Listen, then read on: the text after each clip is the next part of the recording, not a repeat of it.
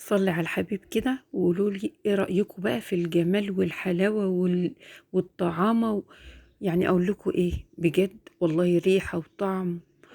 يعني عارفة طبعا اديت لجيراني لان ما ينفعش يعني الريحة كانت واصلة لهم.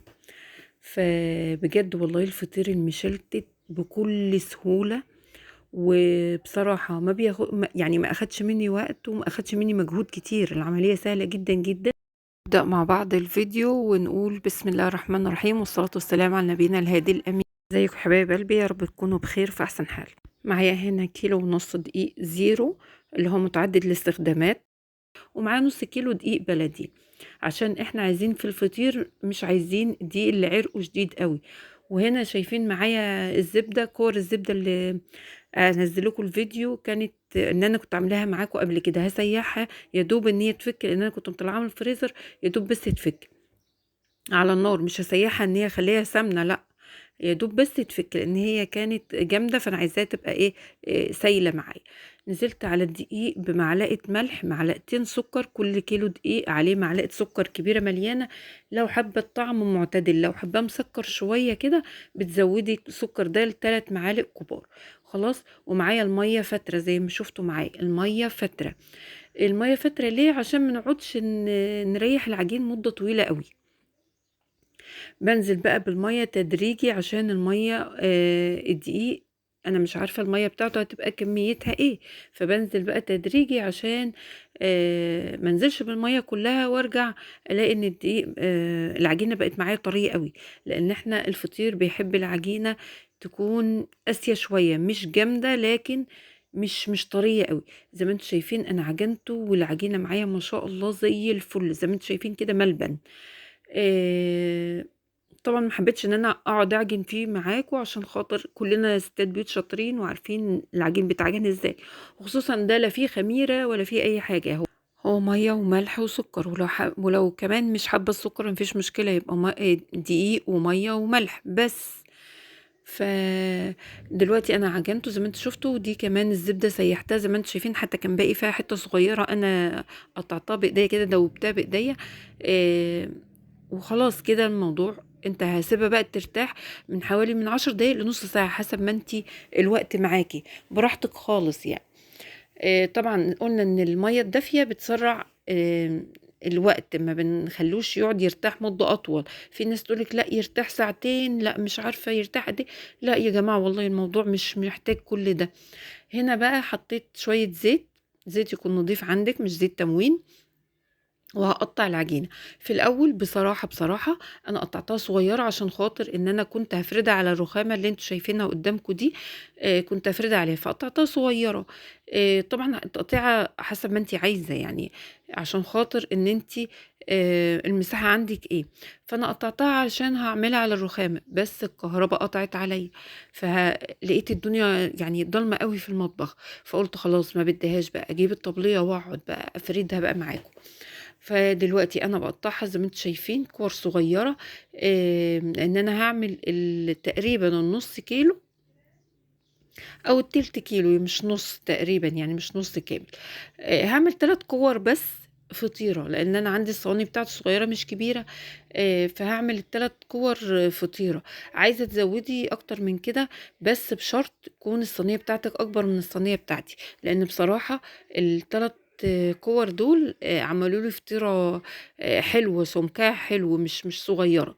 وهنا زي ما انتم شايفين قطعت كل الكميه اللي معايا لكور على حسب الحجم اللي انت عايزاه. وكمان زي ما انتم شايفين انا عملت بصبعي كده في العجين عشان اعلم الكور او العجينه التقطيع من اول ما بدات. فحطيت صبعي كده عشان اعلم ان انا بدات من هنا يعني، عشان ابدا برضو فرد من نفس اول كوره انا بدات بيها تقطيع. فهسيبهم كمان يرتاحوا حوالي 10 دقايق ربع ساعة. يعني انتي حسب ما تحطي حاجتك بقى ومكانك وتقعدي هتكون خلاص العجينة ارتاحت، مش محتاجة وقت اكتر من كده. وزي ما انتوا شفتوا انا قطعتها وكمان يعني غطيتها كده بالزيت. زي ما انتوا شفتوا معايا كنت حاطة زيت على الصينية فغطيت وشها بالزيت، وغطيتها كمان بكياس بلاستيك، بمفرش اي حاجة عندك بتغطيها عشان ما تشققش ما تنشفش منك. هنا بقى هفردها هافردها قدامك اهو، حطيت الزيت وحطيت الكوره بتاعتي او اول تقطيع ليا وهفردها. مفيش مشكله لو اتقطعت معاكي، عادي جدا جدا جدا يعني.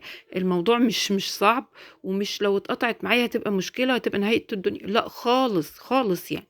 اهي زي ما انت شايفه بتتقطع وبلمها وعادي خالص، وهيطلع معانا فطير زي العسل، والله العظيم بجد تحفه. اديكي شايفه انا فردتها، وهنزل بقى عليها بالزبده بتاعتي اللي انا كنت فكاها. وكمان على فكره انا حطيت عليها معلقه سمنه بلدي من اللي كنا عاملينها مع بعض قبل كده. هي معلقه واحده اللي انا حطيتها، فرملتها واديتها طعم وريحه كمان زي العسل. ادي اول كوره معايا او اول تقطيعه معايا، فردتها ودهنتها بالزبده بتاعتي ولميتها زي المنديل زي ما انت شايفه كده. هفرد بقى تاني واحده اهو، زي ما احنا اول حاجة احنا قطعناها، اول قطعة عجين احنا قطعناها بنبدأ بيها، لان هي اكتر واحدة ارتاحت، يعني اكتر واحدة اخدت مدة في ترتاح. هفردها بقى زي ما انت شايفة وتتقطع معايا عادي جدا، مفيش اي مشكلة خالص. اهي زي ما انت شايفة انا بفردها، برفعها بايديا كده بصوابعي مش بضوافري، بصوابعي، وافردها واعملها. والله الموضوع سهل جدا يا بنات وما بياخدش وقت، بس بشرط تتكي بقى على الحروف، يعني الحروف ما تبقاش تخينه، اضغطي عليها كده او بططيها او افرديها. تبقى رقيقه ما تبقاش تخينه. زي ما انت شايفه انا بضغط على الحروف، حتى لو اتقطعت معايا برضو هضغط على الحروف عشان الحروف بتاعتي ما تبقاش تخينه ومكلكعه. او زي ما انت شايفه انا باخد الزبده بتاعتي ادهنها، واخد بقى اللي هي العجينه اللي انا فردتها قبل كده احطها في النص، واقفل عليها برضو تاني الجنب ده والجنب ده، وارجع المها زي المنديل كده بالظبط. عادي جدا بطبقها ببعضها وبحطها في جنب كده زي ما انت شايفه مليانه هواء اهي. هحطها واجيب كمان بقيت ادي كمان نقطه زيت، واحط العجينه بتاعتي عشان افردها عشان تبقى سهله معايا وتتفرد معايا بمنتهى السهوله. زي ما انت شايفه كده بجيب التقطيع بتاعتي او الكوره او العجينه ايا كان انت هتسميها وباعملها. انا باعدها قدامك ليه؟ عشان اقولك ان الموضوع سهل جدا جدا جدا وما اخدش معايا وقت خالص. انا فردتها اهو زي ما انت شايفه بمنتهى السهوله، وعادي جدا جدا لو اتقطعت المره المليون بقولك ما فيش اي مشكله، سهله جدا.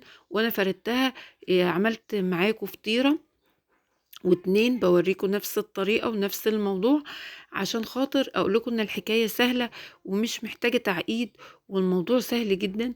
بس بعد كده لما قفلت سبت ولادي بقى يكملوا عادي خالص، انا ولادي قاعدين قدامي وشايفين انا بعمل ايه، فيعملوا هم بقى.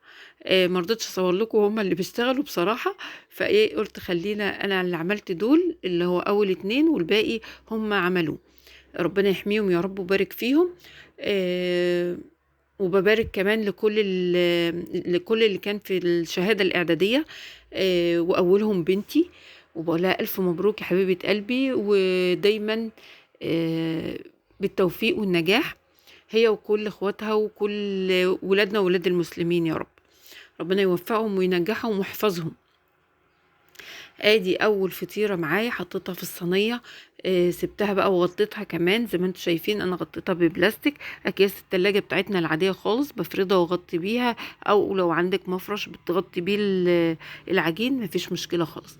وادي تاني فطيره بداتها معاكم اهو بنفس الطريقه، افرد واحط الماده الدهنيه بتاعتي ايا كان بقى سمنه زبده، بس بصراحه الزبده بتبقى افضل في الفطير المشلتت الفلاحي، بتبقى الزبدة أفضل حاجة بصراحة تستعمليها معاه، وبتديكي توريقة وبتديكي طعم وريحة تحفة تحفة تحفة.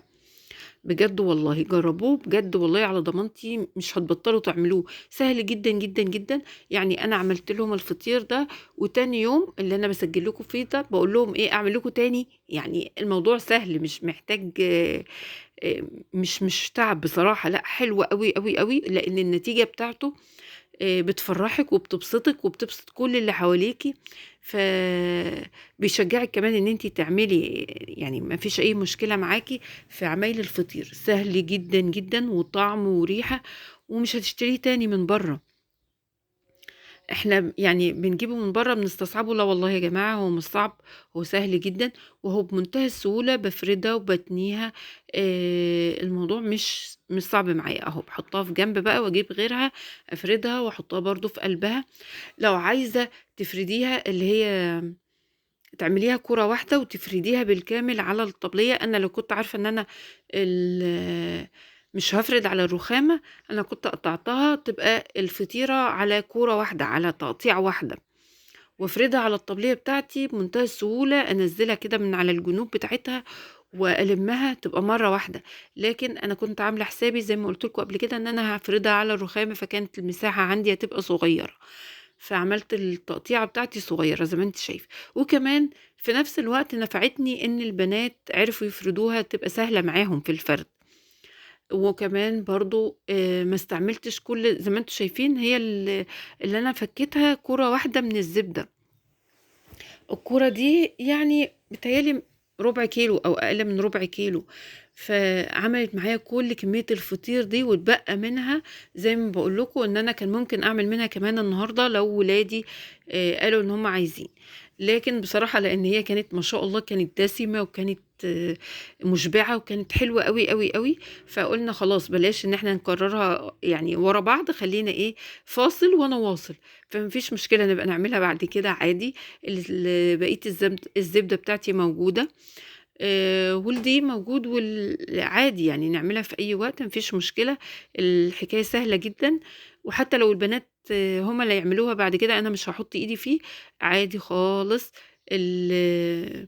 الموضوع سهل جدا جدا، وفي نفس الوقت بتعلمي بناتك، بتعلمي حتى اللي حواليكي ان الفطير مش صعب زي ما احنا كنا فاكرين، وانه سهل جدا جدا عمايله، وكمان موفر جدا اكتر من ان احنا نشتريه. لو اشتريناه طبعا دلوقتي كل حاجة غليت، لكن احنا نقدر نعمل كل حاجة في البيت. وطبعا كمان انت يعني بتوفري وكمان ضامنه نظافته. انت ما تعرفيش هو بيتعمل بره بسمنه شكلها ايه. عمر ما هتجيبي فطير بالسمنه البلدي او بالزبده زي ما انت بتعمليه كده بعمايل ايدك، حاجه نظيفه، حاجه مضمونه، وسهله كمان. فدلوقتي ادي تاني فطيرة حطيتها برضو في الصينية وغطيتها، وهكمل بقى بقية الفطير بنفس الطريقة دي. خلصت كل الكمية اللي معايا وحطيت الفطيرة في الصينية اللي انا حطيتها قبل الاولانية، بفردها بقى معاكم. اهو زي ما انتم شايفين حتى فيها الهوا كمان وانا بفردها، وبوريكم ان انا فردت كل الكمية اللي معايا بالطريقة دي وحطيتها على الصينية. لان طبعا الصواني معايا اللي انا هفردها فيها يدوب على قدها يعني، على قد الكميه اللي معايا. هفرد واحده وادخلها وارجع اطلع صينيه وافرد وكده. انا هنا بقى طلعت عند الفرن، ولعت الفرن بتاع الفطير لازم يكون حامي، حامي من تحت. بحمي الفرن جامد وبعد كده برجع اهديه، مش بهديه بوطيه خالص، لا بهديه بس بحيث ان الفطيره مش اول ما احطها تتحرق. انا دخلت دلوقتي صينيتين، واحده اهو اللي اتحمرت من تحت وحطها جنب العين كمان تاخد لون، وما شاء الله قابب معايا وحلو جدا جدا جدا، والريحة كانت تحفة بجد، كانت جايبة لآخر الشارع. فبألف هنا للكل. طبعا حاجة سهلة جدا وموفرة، والفطير المشلتت الفلاحي على أصوله، على أصوله بقى، لا خميرة ولا سمنة نباتي ولا الكلام ده خالص. زبدة فلاحي معمولة في البيت بإيدينا، نظافة وريحة وجمال وطعم، وكمان شوية دقيق وملح وسكر ومية بس، وطلعنا أحلى أحلى أحلى فطير مشلتت تاكليه في حياتك.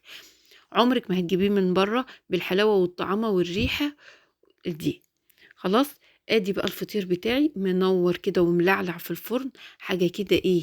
وطبعا الزبدة سايحة حوالين منه، يعني ما شاء الله عليه. زي ما انت شايفة الفطيرة قابة ازاي، وفطير والله العظيم بجد تحفة تحفة تحفة. على فكرة أنا عملته مش لفطار، إحنا اتغدينا بيه بصراحة، والله العظيم من حلاوته. يعني فطرنا واتغدينا بيه طول النهار بناكل في الفطير بألف هنا طبعا للي كل يعني. اهو الفطير بتاعي طلع، واول ما بيطلع معايا بقية الزبدة اللي انا حطاها جنبي بقوم رشه على وشه كده ايه، شوية كمان، بيدّي له لمعة وبيدّي له طراوة، لإن الزبدة بيبقى فيها طبعًا مَيّتها زي ما إحنا عارفين، فبيدّي له طراوة بيبقى تحفة، تحفة. دي كمية الفطير اللي طلعت معايا من 2 كيلو دقيق، عملت 8 فطيرات، 7 متوسطين وواحدة صغيرة، بجد والله العظيم حاجة روعة، خيال. أهو زي شايفين الأرضية بتاعته متحمّرة زي الوش بالضبط، ويعني حاجة فاخر من الآخر. أنا باوريكِ كُلّه أهو من تحت متلدِّن ومتحمّر، حاجة والله العظيم تحفة. بألف هنا، جرّبوه مش هتندمي. شوفي ضهره زي وشه بالضبط. ما شاء الله، ما شاء الله، ما شاء الله. وكمان سُمك الفطيرة معايا مش صغيّرة، لأ كبيرة. وشايفة أنا باطلّع لِك الفطيرة من تحت أهي، يعني مش باطلّع لِك اللي على الوش وابقى مضبّطاها عشان أورّيكِ إن هو متورّق، لأ باطلّع لِك كمان الفطيرة الصغيّرة، وبافتحها لِك أهو. شايفة بقى عدد التوريقة عاملة زي الكراسة كده، زي الكشكول من جوّه، طبقات، طبقات، طبقات. أهي شايفة؟ فكين من بعض وتوريقة، يعني تعرفي تاخدي إيه، راق براق كده أو ورقة بورقة تاكلي بيها. حاجة كده والله العظيم فاخر من الآخر، حاجة ولا أروع ولا أحلى. عسل، عسل، عسل. وبألف هنا للي كله، وبألف هنا كمان للي هيشوف الفيديو ده ويجربه. وده كان الفيديو بتاعنا في قناة أم طارق وعمايل ايديها. بقى ما تنسوش اللايك وما تنسوش الاشتراك في القناة لو انتي لسه جديدة معايا، تنوريني وتشتركي. وكمان مستنية في التعليقات تباركوا لبنوتي وتقولوا لها ألف مبروك النتيجة والنجاح، ويا رب دايما بتوفيق. وأشوفكم على خير إن شاء الله في فيديو جديد في قناة أم طارق وعمايل ايديها.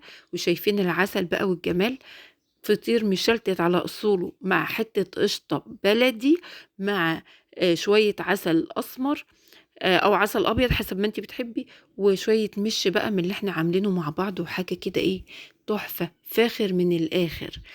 وبألف هنا وشفا للي ياكل.